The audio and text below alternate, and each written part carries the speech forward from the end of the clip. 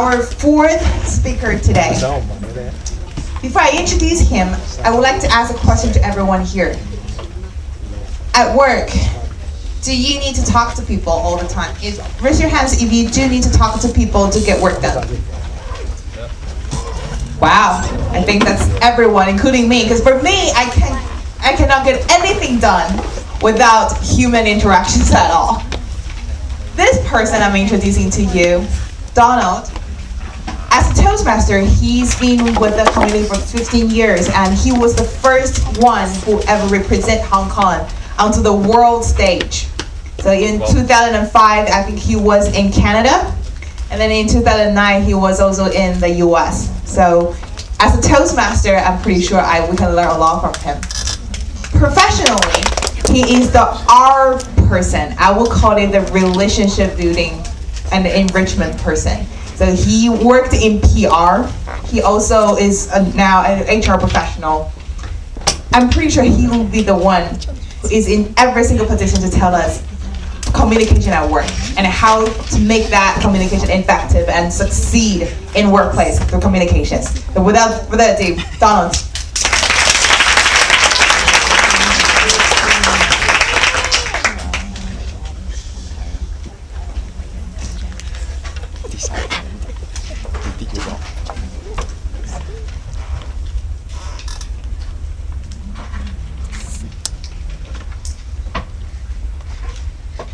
Once upon a time, when I was a small boy, there was nothing small about me. Ladies and gentlemen, I was a fat little boy. Put up your hands if you were fat when you were small. I said, when you were small. When the other kids were busy running onto the playground, I was busy rolling on the playground. When I tried to join one of the sports teams, I would ask my fellow students, "Can I join your football team?" And he said, "You look like a football." Now, for those of us who were fat when we were a child, we had traumatic childhood experiences. Do you agree? Yeah. Because we were fat, people automatically assumed that you were slow, dumb, and incompetent. I learned from a very young age that people would judge you just by the way you look. Oh, you're too tall, you're too short, you're too fat, you're too thin, you are just too ordinary. This sort of carried through right out when I grew up into the workforce. When people would just take one look at you, and if you speak with a very posh accent, like you went to a very, very good school, they would automatically assume very good things about you. But when you speak with an accent like this lah, so we can notify law, we can do this, but cannot tomorrow. People automatically assume that you were not properly educated. Right? So I found that it's very important through my career to distinguish a few things, a few factors that would help an individual in the workplace succeed. Now, one of what I felt was very important was how to communicate. But I had an issue when I was preparing for this workshop, because as most workshops that you've attended, they tend to allow the audience to recap and regurgitate the content through acronyms. Now, I didn't have an acronym right up until I listened to Belinda's workshop. So I decided to just borrow an idea. And how to communicate with 3 E's. Thank you so much, Belinda. I was scratching my head, which was why I came late, because I couldn't find the right 3 acronyms. So there you go, ladies and gentlemen. The objective of today's workshop is understand the importance of communications and how to communicate effectively with the 3 E's. In a global and diverse workplace, communication is one of the most fundamentally important things that you need to try to enhance and uplift if you want to do well in your workplace. Now, communications in organizations, it could be in the form of an interview, you being the interviewer or you being the interviewee, which is even more important.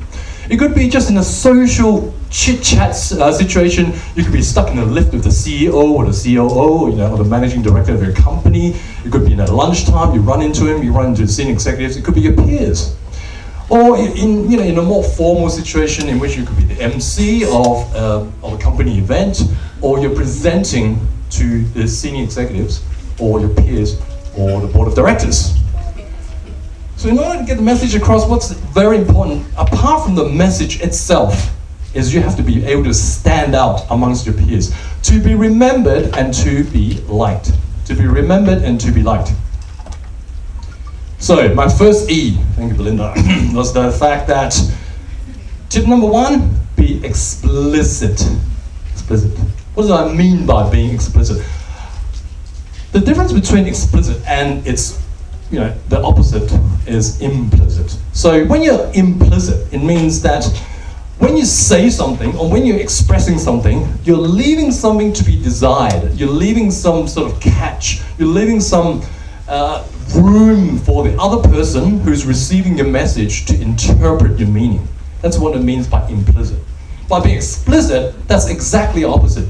You leave no room for desire, absolutely very direct when you're being explicit. So when I talk to my daughter Dakota, I would be very explicit. No, you cannot do that. I don't sort of say, Dakota, when think about all these wonderful things when you grow up, like how handsome your father is, and that's why you don't sort of go and talk to young children like that. So explicit, very fully, clearly expressed. So implicit, let's look at implicit, is if you look at that advertisement, it's about selling a vacuum cleaner or something like that. So what is the implied message with a mother holding a vacuum cleaner next to her child who's eating, like dropping crumbs and debris onto the floor?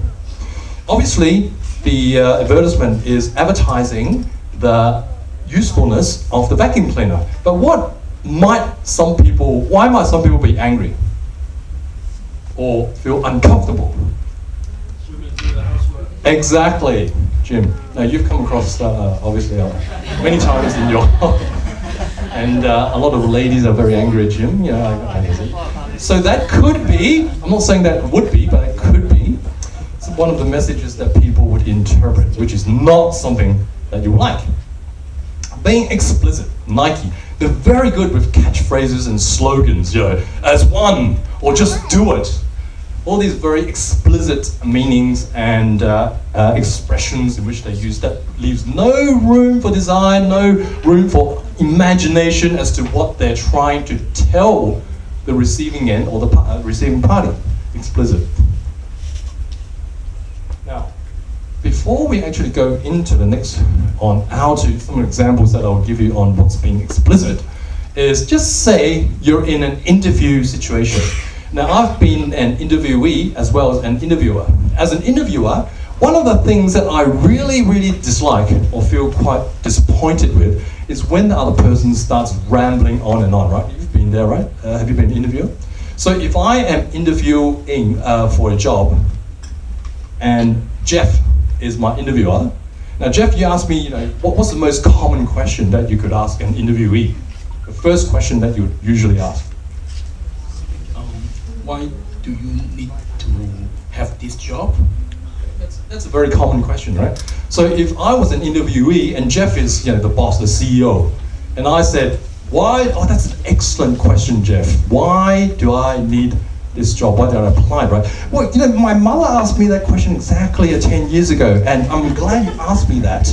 And philosophically, I think that I apply for jobs, and not because of the money, because of course we need to be very happy, and money isn't everything, obviously. And I looked around these surroundings yesterday, and in fact, I watched a Disney movie, and they also talked about the need for validation and to feel loved and that. So I'm just wondering, last night I dreamed about that exact same question, and I get what you mean. I'm going to come to to answering questions. So if they can ramble on and on and on, as an interviewer, you'd feel very uncomfortable. You're thinking, what the heck is that person? Does he know how to communicate? Does he know what he wants? Does he know what he's talking about?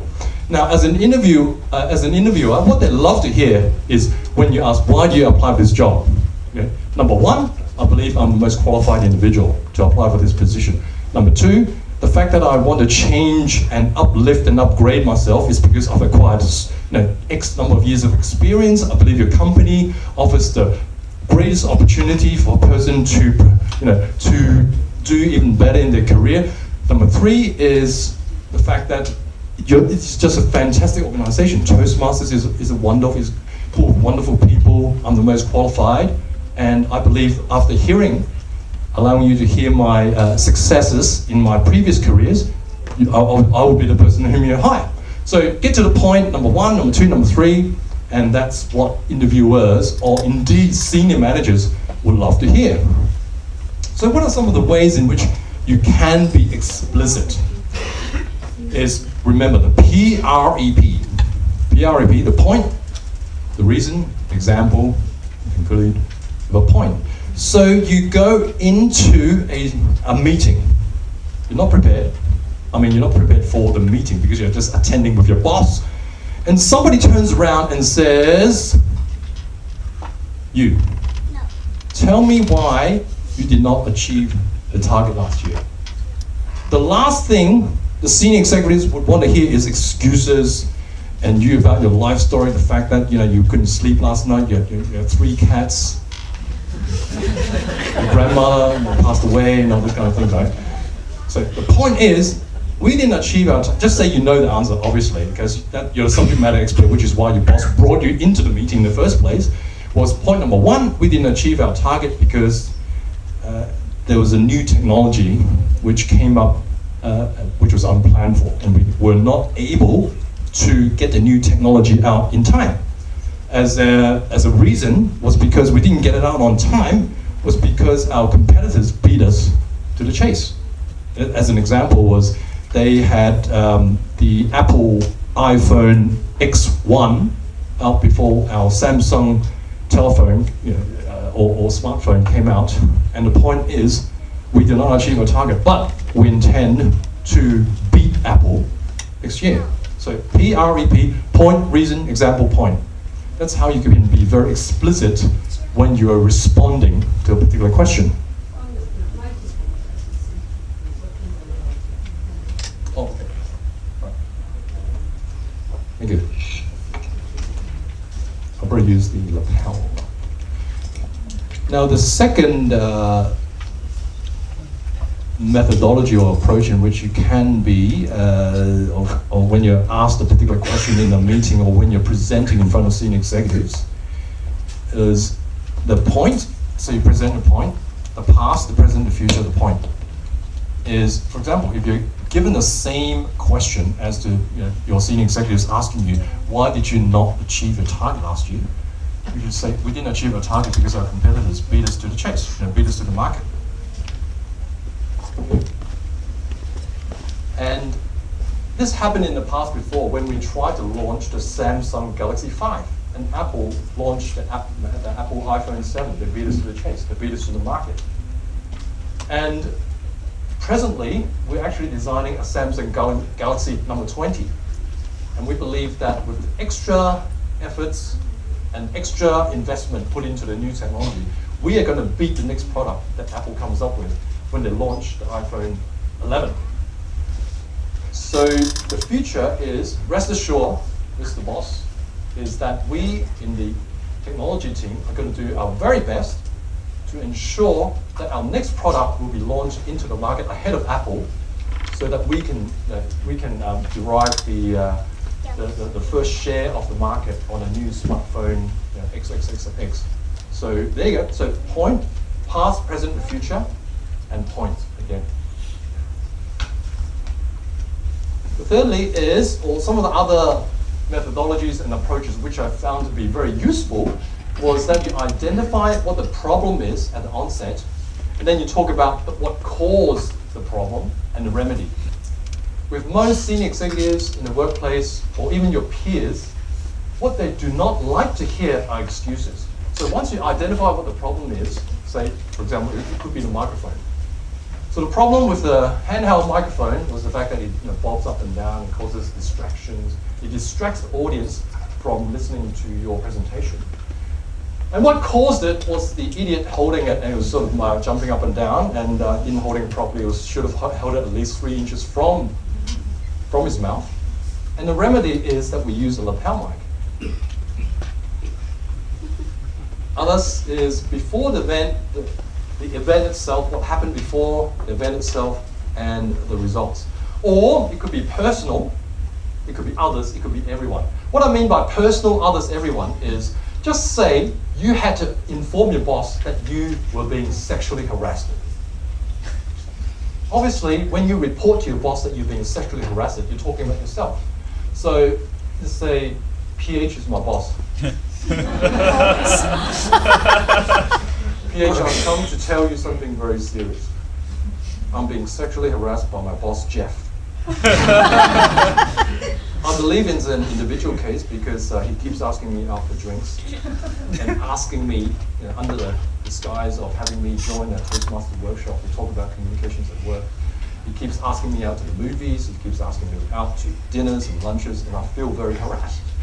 Now, I believe that others are equally being harassed. Because Mercy was also telling me the same thing, that Jeff is, in addition to men, he also likes women. And if you do not stop this behavior from Mr. Jeff, everyone in this room are going to be harassed at one point or another in your life. So personal, you talk about yourself, others, and then everyone. So that's being explicit. So that helps your thinking when you're actually deriving your method of thought on how to deliver your answers, respond to questions, as well as present your ideas on how to get to the point directly. Because in the workplace, unlike Toastmasters, where a lot of executives, or even if you're presenting to clients, they do not have that patience to listen, and they do not have that patience to hear you rambling on and on about excuses. They want to hear what you've got, the reason, examples, what you're going to do about it, how you're going to solve the issue, how you're going to solve the problem, so on and so forth. Now, tip number 2 is be exceptional. So the first one is explicit, get to the point. The second is be exceptional. How do you become exceptional in your communication in the workplace? Could be through conversations. Could be the use of body language, like the photo shown here. That's really exceptional, but I'm not sure that's exactly the way to go. And be aware of the environment. So, in conversations, mention their names. I don't know why, but a lot of individuals, especially when you don't know that person well in the workplace, they love it when you can remember the name. The last thing they want to hear is when you're talking to someone very senior, and say, you. I love you in the brown shirt. So it's always good to mention. I had a director in my previous workplace who always mentions the other person's name at the onset of the conversation. He always goes something like, Donald, your last time your project was well received. Donald, you did really well. I think he was going a bit over the top. I think but the fact that he remembered his colleagues and indeed his subordinate's name actually speaks volumes of his capability to memorize people's names. And he, obviously he's got great leadership skills, and it's one thing that I've learned from him. Use suitable language. Obviously, I think that's a no-brainer. The tone of your voice, I'll go into a bit more about that later. Simplify your message. As I said in tip number 1, be explicit. Is give other a chance to talk. Have you ever had bosses or colleagues who just keeps talking over the top of what you're trying to say? Every time you're trying to explain something, actually a lot of bosses who do not have the patience to listen to, they tend to do that. So if you're not explicit, as per the point number 1, or tip number 1, they tend to speak over you. So they would ask you, why didn't you achieve your target? And you say, because the technology. Yes, I know about the technology, yes, but I'm asking you, why didn't you achieve your target? It's because obviously your team or leaving work on time, they leave at 5 o'clock, I see them washing their hands at 4:30 and be saying, oh, my boss, the technology of the given thing, and then I try to do some desktop research. Yeah, and then I saw your team, the other day, they didn't even turn up to the annual dinner. So if not been explicit, then the bosses who do not have the patience to listen to you will talk over the top of you. So learning from that, it's very important to let the other person voice his or her ideas. So that's one way of making yourself a good communicator, is not to communicate all the time, but to know when you should let the other person communicate as well. Suitability of topics to talk, winning people's hearts. I think that's winning people's hearts and mind. I think that goes a bit beyond just communication skills. It's more like NLP, linguistic programming, the empathy. So I won't actually go into that this time, but certainly be interesting versus be interested. Interested is when you sort of when you hear the other person's when the other person's talking and you're bored out of your mind, but you still look very interested. Oh yeah. I was just thinking about that point. So that's being interested. But being interesting is when you throw some humor, you remember the other person's name, you can talk or relate stories or examples from your personal experience, and you can relate to that other person. That's being interesting as opposed to being interested in the other person. So in conversations, be confident, cool and relaxed. Be yourself, obviously. So being yourself means you do not belittle yourself. When you're talking to seniors or your peers, you don't sort of step on yourself, but at the same time, you don't try to be too arrogant. Remember that, that's very important. Time and time again, I hear my bosses always criticizing his or her peers because of the fact that the other person thinks so highly of himself or herself. So be wary in the workplace. Don't belittle yourself, but at the same time, don't be overly arrogant when you're communicating, be it in a presentation, be it in normal everyday conversations. So be assertive. So don't let other people step on your head, or it could be your toes. So be assertive means when you need to get a point across, don't procrastinate. In meetings, if you know you're right, then you should speak it up. Then you should definitely raise your hand and say, excuse me, but I believe that we didn't hit our target was because of the fact that we had underestimated our competitors, for example. Good body language. Good body language. Now, smile, body language is extremely important. I'll go into a little bit more about that later on in the slides. Nod your head to show that you understand or agree, and give space so that everyone can see the other spaces. I think that's given. But nod your head, that's another way of showing that you empathize with the other person. So yes, like I said, even though you think the other person is really boring, you just nod your head. Extremely well said. I couldn't have said it better myself. It's very good. It goes along, particularly when you're talking to somebody who is very senior in your organization. Now, mirroring. How many of you have heard of that notion of mirroring? So we'll give you a little demonstration. So just say I am the CEO this time, and let's invite Irene up to the front. And what Irene is going to do, she didn't know that she was going to be picked, by the way, was the fact that Irene is going to try to mirror my body language, and you can see if you can tell the distinction between her initially not mirroring and then her mirroring. Thank you, Irene.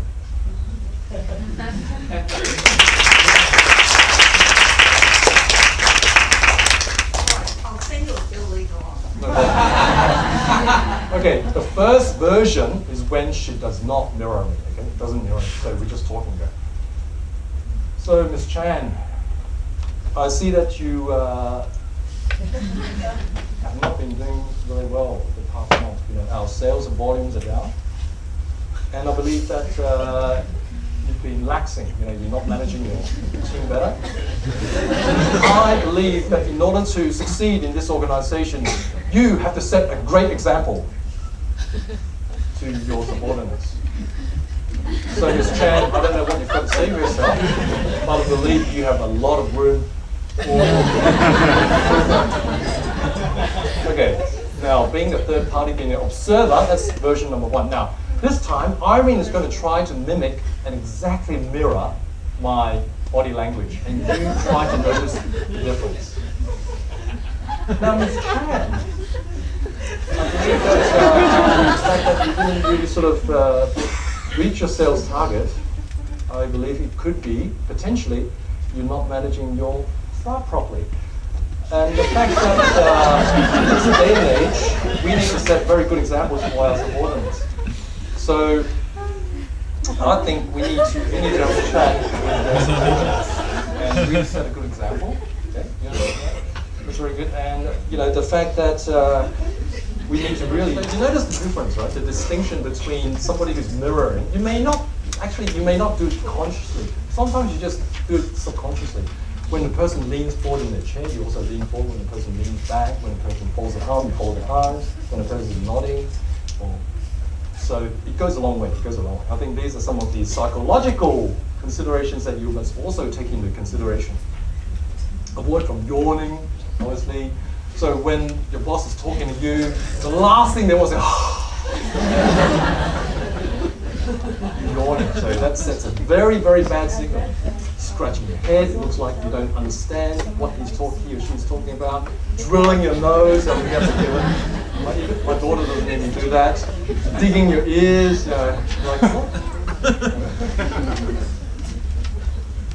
Beware of your externalities. Try to understand the mood. So, when your boss is in a really bad mood, sometimes our boss's secretary would send out WhatsApp messages to all of us saying today weather is black, black rainstorm warning. Do not approach. So you have to be aware of the moods of your seniors. What it means to be okay. I'll talk about being exceptional. All those small tips that you need to be aware of. Let's look at the other example, the other case, another extreme. What it means by unexceptional. Unexceptional, because we can always learn from being unexceptional as well. So 10 mistakes made by senior executives. That was a survey conducted by AC Nielsen. If you all heard of AC Nielsen, okay, they conducted a survey on the global companies on the 10 biggest mistakes made by executives when they are presenting. When they're presenting. Good evening.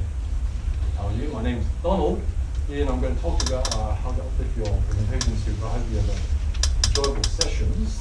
Much too reliant on PowerPoint. Do you agree? I agree we need PowerPoints. They are a tool whereby it helps and facilitates the presenter to enhance his presentation and messages.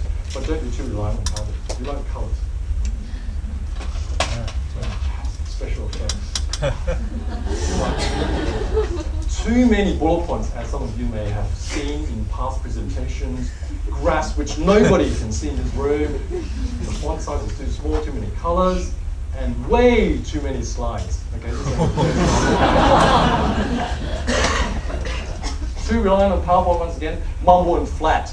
How many senior executives have you come out, or how many lecturers or presenters have you heard when they come out and say, "Good evening, I'm extremely excited to be here to you, talking to you today." Mumble and flat, say a lot, but where's the message? Like I said, you've got to be explicit when you talk to and when you're presenting to your fellow colleagues. Lack passion, there's no eye contact. They don't want to be there. The presenter just wants to get the message across and then sit down. There's lack of passion, there's no passion.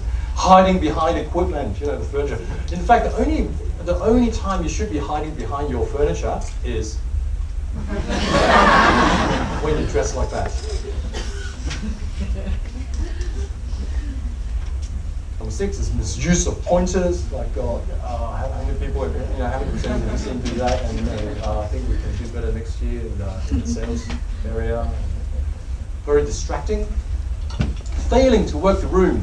So when I say work the room, when you're talking to a large audience, it means that you should address the left side of the audience as well as the right side of the audience. And sometimes you've seen Belinda do it, you sort of walk up the stage, right? So when you are working the room, it doesn't mean that you actually have to cover all the spaces that you could possibly do. But when you're addressing the audience, make sure you're addressing that part of the room through eye contact or through your gesture or your body language.